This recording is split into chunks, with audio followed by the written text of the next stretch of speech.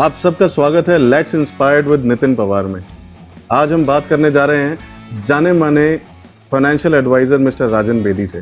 कहने को तो राजन ने अपना मिड करियर एक इंश्योरेंस एजेंट की हैसियत से शुरू किया था, बट आज वो एक सक्सेसफुल फाइनेंशियल प्लानर हैं जो कि आपको समझाते हैं कि आप अपना पैसा कहां और कैसे इस्तेमाल करें ताकि कि आपको ज्यादा से ज्यादा मुनाफा हो। दूसरे लफ्जों में हम मिस्टर राजन बेदी को एक फाइनेंशियल एडवाइजर भी कह सकते हैं।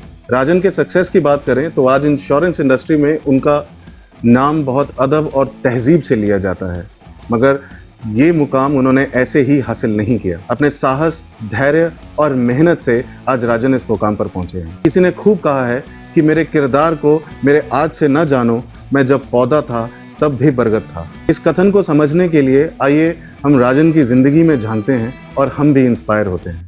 राजन, आपका बहुत बहुत स्वागत है let's inspired with Nitin Pawar में। Thank you Nitin, thank you. Rajan, जैसा कि हम जानते हैं कि आप एक फाइनेंशियल एडवाइजर हैं, लेकिन फाइनेंशियल एडवाइजर करता क्या है? आम इंसान आपका फील या आम इंसान फाइनेंशियल एडवाइजर को किस तरीके से समझ सकता है? नितिन देखिए, सबसे पहले फाइनेंशियल एडवाइजर को दो पार्ट्स करिए आप, फाइनेंस एंड एडवाइस। किसी भी फाइनेंस को कहाँ इन्वेस्ट करना है उसकी जो एडवाइजरी करते हैं उसे फाइनेंशियल एडवाइजर कहते हैं। Life insurance, mediclaim, mutual funds, maybe fixed deposits, they are all and various other instruments are all part of it. Even the stocks are also part of it. तो मेरा role जो है वो है life insurance, mediclaim, mutual funds, car insurance and home insurance.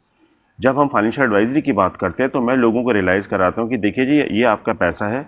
आज आपके बच्चे छोटे हैं और जब वो बच्चे बड़े होंगे, हायर एजुकेशन के लिए आपको इतना पैसा चाहिए होगा, तो इस पैसे को यहाँ इन्वेस्ट करिए जहाँ से आपको मैक्सिमम रिटर्न निकल के आए।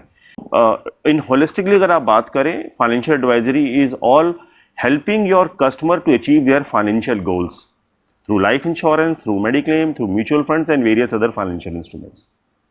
तो आप अपने कस्टमर्स को या आप अपने क्लाइंट्स को ये समझाते हैं कि आपको क्या म्यूचुअल फंड लेना चाहिए, क्या उनको इंश्योरेंस लेनी चाहिए। yes, that's what I do, yeah. Rajan, insurance agent की बात आए तो बुरा मत मानिएगा, इंश्योरेंस एजेंट की छवि एक ऐसी है कि लोग उनसे भागते हैं। उनका फोन आ जाए या फिर वो सामने से अगर मिल जाए तो उनको ऐसा लगता है कि मेरी इंश्योरेंस नहीं काट के चले जाएं। करेक्ट। ऐसा क्यों है? देखिए नितिन, ये प्रॉब्लम पूरे वर्ल्ड में है, हिंदुस्तान में भी है, डेवलपिंग कंट्रीज में ज़्यादा है, डेवलप में थोड़ी कम है। उसका सबसे बड़ा रीज़न है कि हमारे यहाँ पे जो पेनिट्रेशन ऑफ इंश्योरेंस वो बहुत कम है, लेकिन जो एडवाइज़र वो सारे सेल्फ सेंटर्ड होकर बात करते हैं कि हमें इसमें से क्या प्रोडक्ट में से क्या पे आउट मिलेगा जिसको अपने को सेल करना है। पॉइंट इज़ दिस कि आज हमारे पास में मोबाइल ख़रीदने के लिए हमें सोचना नहीं पड़ेगा, आज हमें अच्छे कपड़े ख़रीदने हैं तो हमें सोचना नहीं पड़ेगा अगर हमारे पास पैसा है तो। लेकिन जहाँ इंश्योरेंस की बात आएगी, जिनके पास पैसा भी है वो भी कहेंगे मैं अपनी वाइफ से पूछूंगा, वाइफ कहेगी मैं हस्बैंड से पूछूंगा, बेटा कहेगा पापा से पूछूंगा। वो बेटा जो 1 लाख रुपए का मोबाइल बिना बताए क्रेडिट कार्ड पर स्वाइप करके ले आता है। Why this is happening? This is happening because they are not aware the importance of insurance is missing in India. आप सोचिए, टोटल 3-4% की पेनिट्रेशन है हिंदुस्तान के अंदर जिनको की इंश्योर्ड है। Imagine we are talking about 130 crore of a population. मतलब 3-4% कहने का मतलब है बहुत से लोगों को हिंदुस्तान के अंदर इंश्योरेंस की समझ नहीं है। मैंने खुद बड़े सारे क्लेम सेटल करे हैं, मुझे पता है कि जो लिविंग स्टैंडर्ड होता है वो एकदम से क्रैश कर जाता है, सारे रिश्ते खुल के सामने आ जाते हैं। इसीलिए एक अच्छी इंश्योरेंस होना बड़ा जरूरी है।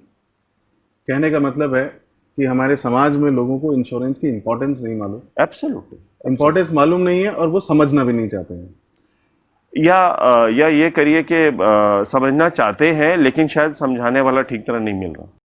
मैं तो समझ गया हूँ राजन बेदी की बात।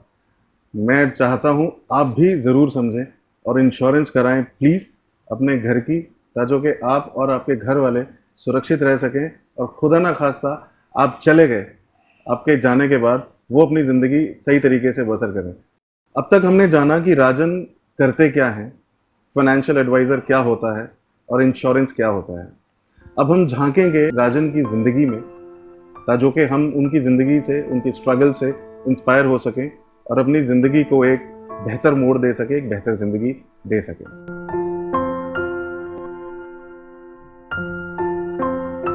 राजन, आपका जन्म एक मिडिल क्लास फैमिली में हुआ, जहां पर उम्र के छोटे ही पड़ाव पे आपके कांधों पर जिम्मेदारियां आ गई थी, परिवार का बोझ आ गया था। वो दौर कैसे गुजरा, क्या क्या दिक्कतें आई, और उन दिक्कतों को कैसे पीछे धकेलते हुए आप आगे बढ़ते गए? नितिन, पता नहीं वो दौर निकला है या नहीं निकला, लेकिन क्या रहता है जीवन में, जैसे जैसे आप आगे बढ़ते हो आपकी जिम्मेवारियां बढ़ती हैं, आपके एक्सपेंसेस बढ़ते हैं। तो शायद आज इस मुकाम पे आके ये तो समझ में आ गया ये नॉन एंडिंग है। ये जो बहुत बड़े लेवल पे है शायद वो भी ये फेस कर रहा होगा, जो छोटे लेवल पे वो भी फेस कर, तो ये ज़िंदगी की लड़ाई तो सारी ज़िंदगी चलने वाली है, ये बात तो अच्छी तरह समझ में आ गया। स्ट्रगल की बात रही तो मैंने जब मैं 10th क्लास में था, सो तभी से फैमिली को सपोर्ट करना शुरू कर दिया था। तो मैं तब ट्यूशन्स लेता था, क्योंकि भाई बहन मेरे छोटे थे और थोड़ा सा पापा का काम मेरा ठीक नहीं चल रहा था, and it was very difficult for us to even take care of our education. So being a elder son in the family, तो मैंने ना इस चीज़ को बड़ा सीरियसली लिया, क्योंकि हर कोई मेहनत कर रहा था, तो मेरे को लगा कि मेरे पापा के लिए मेहनत करे तो मुझे अपना कंट्रीब्यूशन देना है। तो मैंने ट्यूशन्स लेनी शुरू करी। 10th 11th 12th तक मैं ट्यूशन, 2 साल तक मैं ट्यूशन देता रहा, एंड देन मेरा पूरा फोकस फिर अपनी ग्रेजुएशन पे चला गया। ग्रेजुएशन करी, ग्रेजुएशन के बाद नौकरी चाहिए थी, मुझे आगे पढ़ना था, लेकिन कहीं ना कहीं जो पारिवारिक जिम्मेवारियां हैं, मैं कोई एक्सक्यूज़ नहीं लेना चाहता, बट हाँ शायद किस्मत में नहीं था उस चीज़ को उतना आगे लेके जाना। तो पहली जॉब मिली मेरे को 1994 में, वो एक एक्सपोर्ट हाउस में जॉब मिली। वो मैंने 2 साल वहाँ पे काम किया, and then I move to another company for a very simple reason कि मुझे ग्रोथ चाहिए थी, क्योंकि जितनी सैलरी मेरी आ रही थी उससे मेरा घर नहीं चल रहा था। So then I moved to another company. I stayed in that company almost for 3 years. Then I moved to another company. So this process continued for 4, 5, 6 years, I believe. 6 years तक ये रहा। उस दौरान मैंने 2 या 3 कंपनी चेंज करी, and the reason was very simple that I want to have more of a money for my family. Because देखिए, जहाँ पे भी आप जॉब करते हो उनको से कोई लेने देना नहीं है, उनको सिर्फ अपने काम से मतलब, और वो शायद ठीक भी है, लेकिन अगर उससे मेरा परिवार नहीं चल रहा तो मेरे लिए वो सबसे बड़ी प्रायोरिटी हो जाती है। फिर उसके बाद मैंने अपना बिजनेस शुरू किया लैम्प शेड बनाने का। तो लैम्प शेड हम बनाते थे, जो कपड़े के लैम्प शेड होते हैं, एंड वो काम अच्छा चला। एंड अगेन मैं वक्त को बड़ा मानता हूँ। There comes a time in 2007 when everything comes to an halt and everything was totally over for me.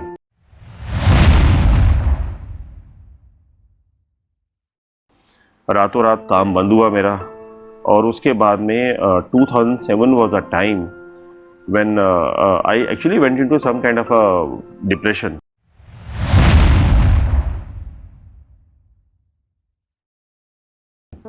I did not do anything.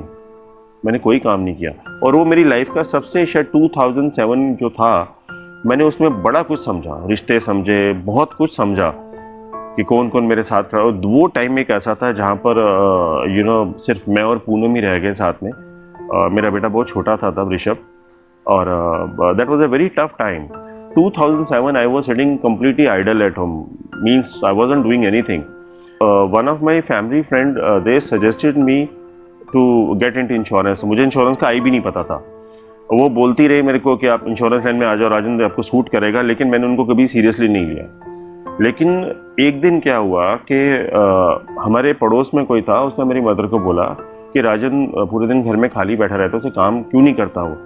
वो चीज़ मुझे बहुत ज़बरदस्त हिट कर गई, because being a married and having a child and you sitting at home, वो कहीं ना कहीं मुझे वो चीज़ बॉदर करने लगी। तो मैक्स लाइफ इंश्योरेंस से मुझे 1-2 दिन में कोई कॉल आया, तब वो एजेंट रिक्रूट कर रहे थे कि आप आइए, और मेरा बिल्कुल मन नहीं था ज्वाइन करने का, बट फिर भी मतलब संडे का दिन था, मेरे वहाँ पे एक मैम का फ़ोन आया और उन्होंने बोला अंजू मैम का कि आप आइए, आप आगे बढ़ देखिए हम काम कैसे करते हैं। जब मैं नितिन ऑफिस में गया, और ये बिल्कुल हार्ट आउट है आपके सामने कि मैं क्या सच बोलने वाला हूँ, जब मैं वहाँ गया, गर्मियों के दिन थे, तो वहाँ पे एसी चल रहा था। मुझे सबसे पहले दिमाग में है कि यार ये काम में तो ठीक है, एसी है, कॉफ़ी मशीन लगी हुई है, और मुझे सिर्फ 15 दिन की ट्रेनिंग करनी है यहाँ पे आके, तो ठीक है, मुझे कोई प्रॉब्लम नहीं है। और ये वो टाइम था जब उन्होंने मेरे को मैक्स लाइफ में एक सिस्टम होता है कि जब आप ज्वाइन करते हो तो आपको IADA को एक फ़ीस देनी होती है। मेरे पास शायद उस समय फ़ीस से भी पैसे नहीं थे, 450। मैंने अपने दोस्त विवेक से पैसे लिए। तो मेरा खुद का लाइफ का मानना ये है कि जीवन में अगर कोई चीज़ समझ में आए कि काम करना है, उसको कम से कम 6-7 महीने दो।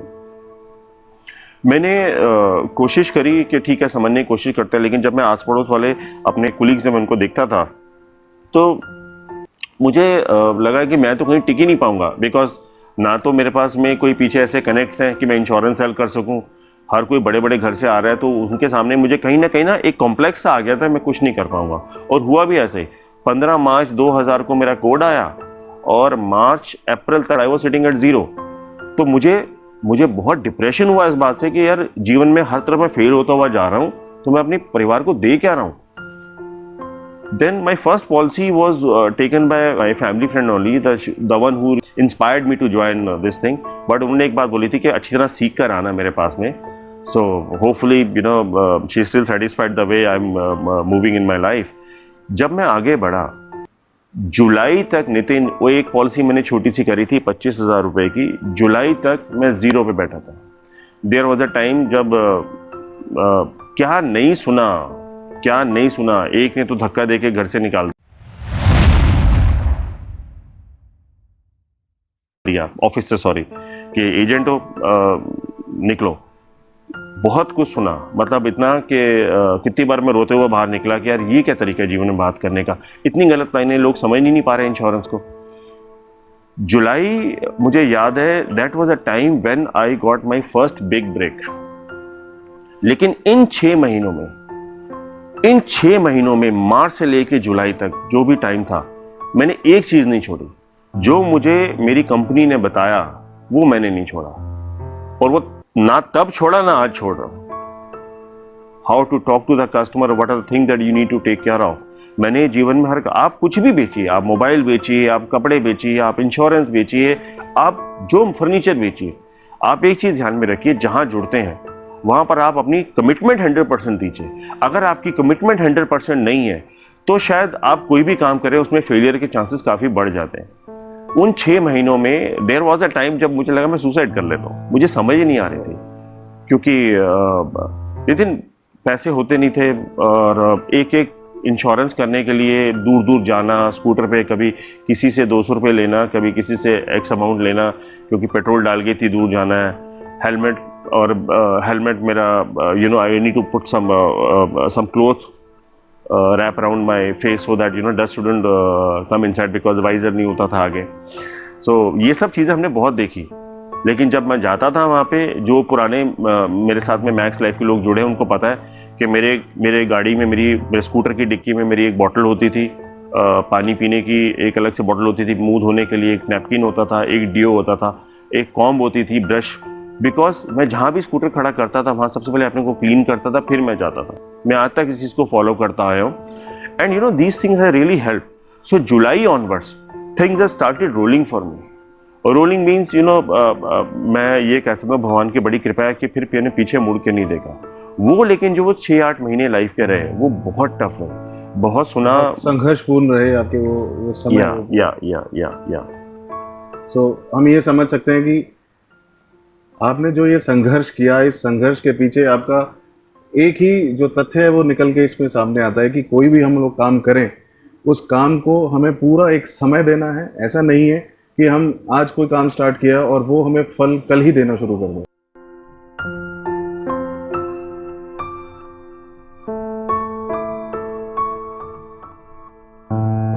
राजन, एक अहम सवाल, आपको कौन मोटिवेट करता है, या फिर यूं कहें कि आप किससे मोटिवेट होते हो या इंस्पायर होते हो? नितिन, हर इंसान का मोटिवेशन के ना अलग अलग फैक्टर्स होते हैं. कुछ लोगों को पैसा मोटिवेट करता है, कुछ को फेम मोटिवेट करता है, और मे बी किसी को अलग अलग परिवार मोटिवेट करता होगा. तो मेरे लिए मैं इसको सेगमेंटाइज कर देता हूँ. मुझे मेरे माँ बाप ना जीवन के अब आखिरी पड़ाव में आ चुके हैं, तो मुझे उनके लिए कुछ करना है, क्योंकि मुझे लगता है कि मेरे माँ बाप ने सारी ज़िंदगी एक स्ट्रगल देखा है. मैं उनके जीते जी उनको वो सारी खुशियाँ दे दूँ ताकि कोई कमी ना रहे. ये चीज़ मुझे दिन रात मोटिवेट करती है। दूसरा मोटिवेट करती है मेरे बच्चे, एंड तीसरा ऑफ कोर्स अबव ऑल उसे पूनम, बिकॉज पूनम ने अपना जीवन दे दिया सिर्फ मेरे साथ स्ट्रगल के अंदर।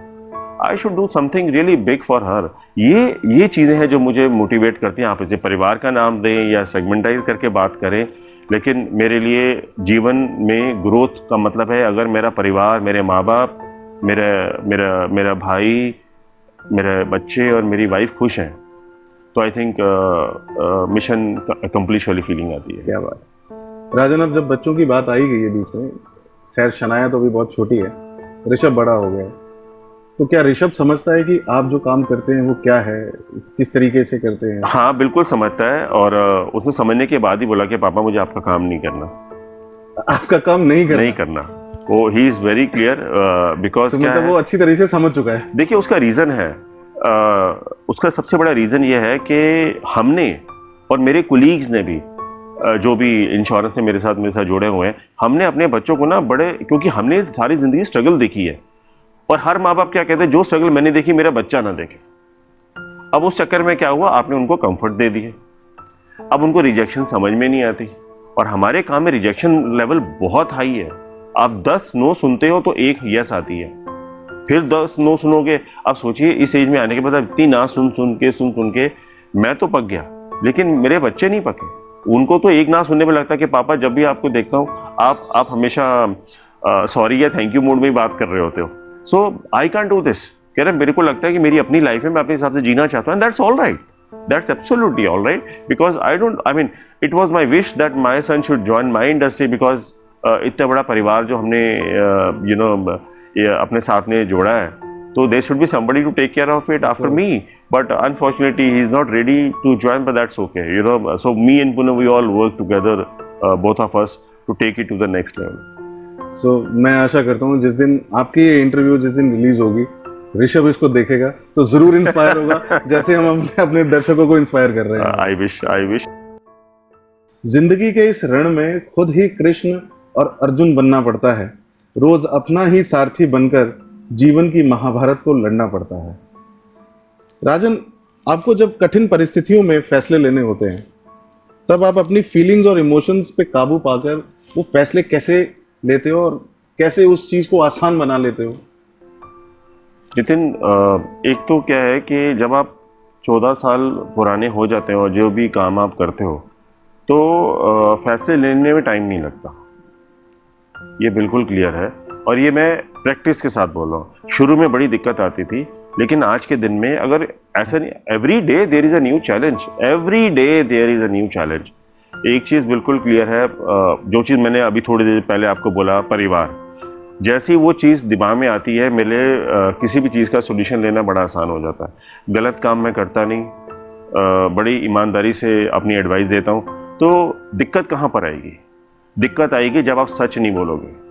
जो भी जीवन में आप करो, अगर आप बिल्कुल क्लियर हो, बड़ी ईमानदारी से अगर आप अपना प्रोडक्ट सेल कर रहे हो, तो उसमें कोई दिक्कत आने की मुझे नहीं लगता कि वो आए। चाहे रियल एस्टेट बेचो, आप कपड़े बेचो, आप कुछ भी बेचो, आप अगर सच बोल के बेचेंगे तो कोई प्रॉब्लम हो सकता है। बिकॉज जीवन में ना, आप हमेशा याद रखिएगा, आज सब चीजें मिल रही हैं मार्केट में, एक चीज नहीं मिल रही, वो है ट्रस्ट। आपने वो ट्रस्ट कमाना है, और ये बड़ा, जैसे कहते हैं ना, बेशकीमती चीज है। ये मिलती तो फ्री में है, लेकिन फिर भी बड़ी अनमोल है, ये हर किसी के पास नहीं मिलेगी आपको। राजन, एक और इंटरेस्टिंग सवाल मैं आपसे पूछना चाहता हूँ कि अगर आपको वक्त में पीछे जाने का मौका मिले, तो ऐसी कौन सी चीज होगी जिसको आप बदलना चाहोगे और क्यों? बचपन। मैं बचपन जिया ही नहीं। मुझे वो छोटी छोटी खुशियां, जब लोग पिज़्ज़ा खाने नूडल्स में जाते थे, मैं डिप्राइव रहा, अवॉइड करता था जाना, या कहीं स्कूल ट्रिप्स जाते थे तो मैं अवॉइड करता था, वो कभी हुआ ही नहीं।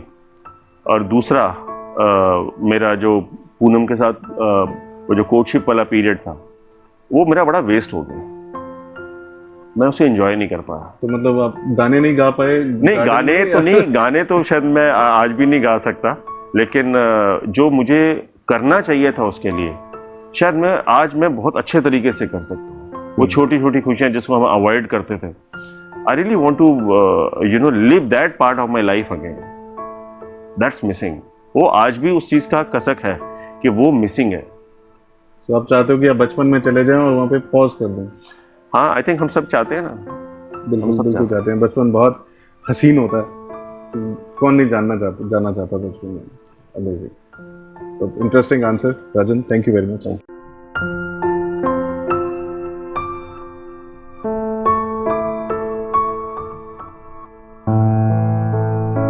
राजन, अब एक आखिरी सवाल, आज के यूथ को आप क्या संदेश देना चाहोगे, और अगर उनको आपकी फील्ड में अपना करियर आगे बढ़ाना है तो उनके लिए आपके यहाँ से क्या सजेशंस है?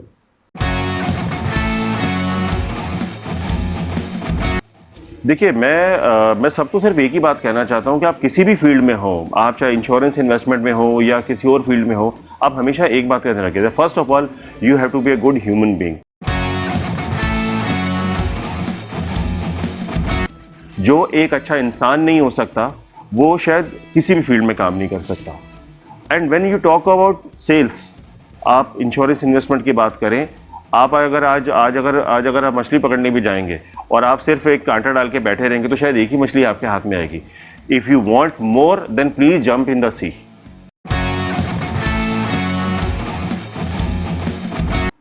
आप मार्केट में आइए, आपको घर बैठे कोई काम देने वाला नहीं है। जो इंसान ये सोचते हैं कि मैं घर ही बैठा रहूंगा, मेरे कनेक्ट्स हैं, मुझे काम मिल जाएगा, वो टाइम शायद ना पहले था ना आज है।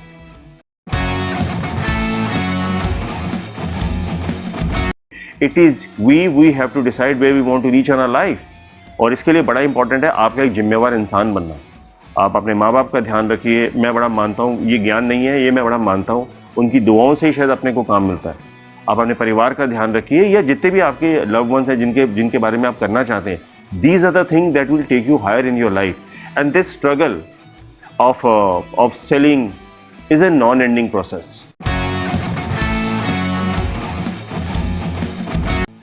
Till your last breath, you have to work. There is no shortcut to it. मैं सोचूं मेरे पास आज मेरे फादर किसी अच्छे लेवल पे हैं तो मुझे काम मिल जाएगा, तो शायद एक या दो बार मिल सकता है, सारी जिंदगी नहीं मिल सकता। बिकॉज हमेशा याद रखिएगा, आपके हर रेफरेंस, हर कनेक्ट का अपना एक दायरा है, उस दायरे से ऊपर वो भी आपको किसी लोगों से नहीं मिलवा सकता। आपको ज़्यादा से ज़्यादा लोगों से मिलना है, ज़्यादा से ज़्यादा अपने बिजनेस कार्ड एक्सचेंज करने हैं, ताकि आपकी क्रेडिबिलिटी क्रिएट हो। End of what sum up, मैं सिर्फ एक ही बात में कह सकता हूँ कि आप अगर एक अच्छे इंसान हैं तो ये सबसे बड़ा स्टेप है सेल्स का। And then later on the other things are forward. And lastly, trust. Please work on building your trust with your customers. ये ट्रस्ट है जो आपको काम दिलवाएगा और कोई दूसरी चीज़ आपके काम नहीं आएगी। जिस तरह पतझड़ के बिना पेड़ों पर पत्ते नहीं आते, ठीक उसी तरह कठिनाई और संघर्ष सहे बिना अच्छे दिन नहीं आते। आज हमने राजन बेदी की जिंदगी से यही समझा और सीखा कि जीवन में संघर्ष किए बिना कुछ हासिल नहीं होता।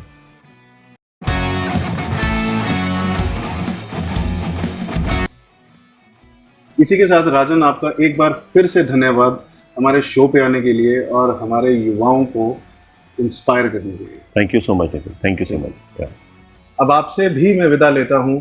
मैं आपका होस्ट और दोस्त नितिन पवार फिर लौटूंगा एक नई संघर्ष की कहानी लेकर। Let's inspired with Nitin Pawar में। धन्यवाद।